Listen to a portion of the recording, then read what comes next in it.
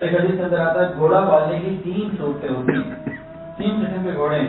ایک باعث ثواب ہوتا ہے، ایک باعث غفلت ہوتا ہے، اور ایک باعث گناہ ہوتا ہے.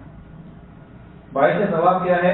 جو انسان دین کے کاموں کے لیے، یہاں تو جہاد دیکھا ہے، جہاد کی تیاری کے لیے پالے اور دین کے کاموں میں اس کو استعمال کرے.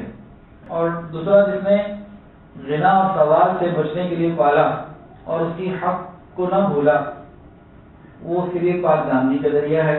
اور تیسرا وہ شخص جس نے فخر اور مباحات کے لیے پالا اور مسلمانوں سے عداوت لڑنے کے لیے پالا، تو اس کو یہ گھوڑا جو ہے یہ گناہ ہے.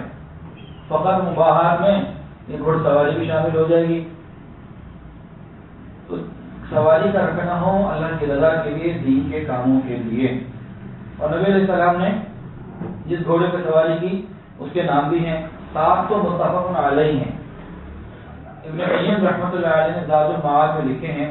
ایک کا نام ہے السکوب، مرتجب، لحیف، مزاج، ضرب، سجا، الورود. یہ 7 تو بتایا کہ پکے ہیں، لیکن 15 اور بھی ہیں جن کے ناموں میں اور جن کے بارے میں کچھ اختلافات ہیں. بہرحال نبی علیہ السلام نے گھوڑے کی سواری کی، اور سب سے پہلے نبی علیہ السلام نے گھوڑے کی سواری غزوہ احد میں کی. اور تو یہ ایک ہی گھوڑا تھا جو مسلمانوں کے پاس تھا.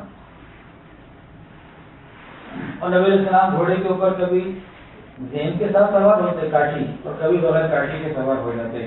کبھی گھوڑا تیز چلاتے، کبھی آہستہ، اور کبھی تنہا سوار ہوتے، اور بسا اوقات اپنے ساتھ پیچھے کسی کو بٹھا لیا کرتے. اونٹنی کے اوپر بھی نبی علیہ السلام نے سواری کی. محمد بن ابراہیم تیمی ذکر کرتے ہیں کہ پتوا اونٹنی کے اوپر آپ نے مکہ سے مدینہ طیبہ ہجرت کی. اور ایک اور صحابی کہتے ہیں میں نے نبی علیہ السلام کو حج کے موقع پر دیکھا کہ آپ اونٹنی پر سوار ہیں، اور اس اونٹنی کا نام صحوا ہے.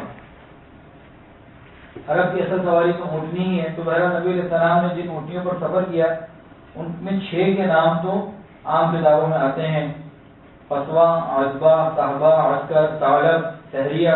سہریہ یہ کون سی اونٹنی تھی؟ یہ ابو جہل کی اونٹنی تھی جو غزوہ بدر میں نبی علیہ السلام کے پاس آ گئی. پھر اسی اونٹنی کو جب نبی علیہ السلام عمرے کے لیے تشریف لے گئے تھے تو اس کو آپ نے ہدی کے لیے، قربانی کے جانور کے طور پر اس کو قبول کیا.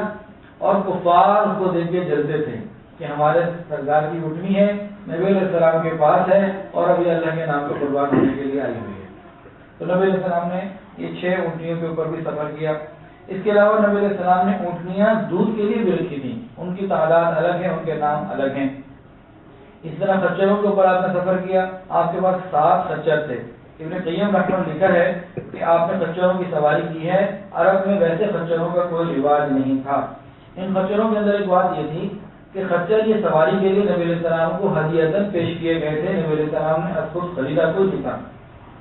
ایک کا نام دلدل تھا جس کو کہا گیا کہ شاہ محبوبت نے آپ کو بھیجا. تو بہرحال مختلف خچر بھی آپ کی زندگی میں استعمال ہوئے. اسی طرح گدھے کی سواری. حضرت ابو ذر رضی اللہ عنہ فرماتے ہیں کہ میں آپ صلی اللہ علیہ وسلم کے ساتھ گدھے پر سوار تھا اور سورج غروب ہو رہا تھا. گدھے کی سواری حضرات انبیاء کرام کی سواری ہے، کیونکہ اس کے اندر تواضع ہے، عاجزی ہے، مسکنت ہے. مساکین کی سواری ہے. نبی علیہ السلام کو جبابرہ کے مقابلے میں مساکین کی سواری پسند تھی. کیا مطلب؟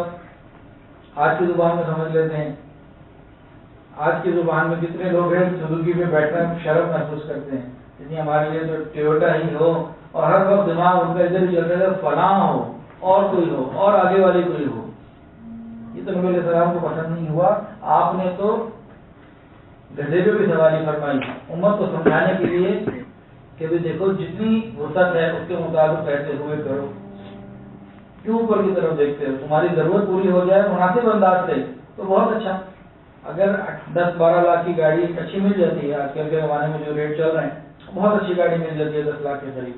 کسی کے پاس اگر گنجائش ہے تو 10 لاکھ والی لے لے، 6-7 لاکھ سے گزارا کر لے. 50 لاکھ اور 80 لاکھ اور کروڑ روپے جانے کی کیا ضرورت ہے؟ کتنے ایسے ہیں جن کے پاس تو موٹر سائیکل کی سواری بھی نہیں. اگر موٹر سائیکل ہے تو اس کو چلانے کے لیے ان کے پاس انتظامات نہیں.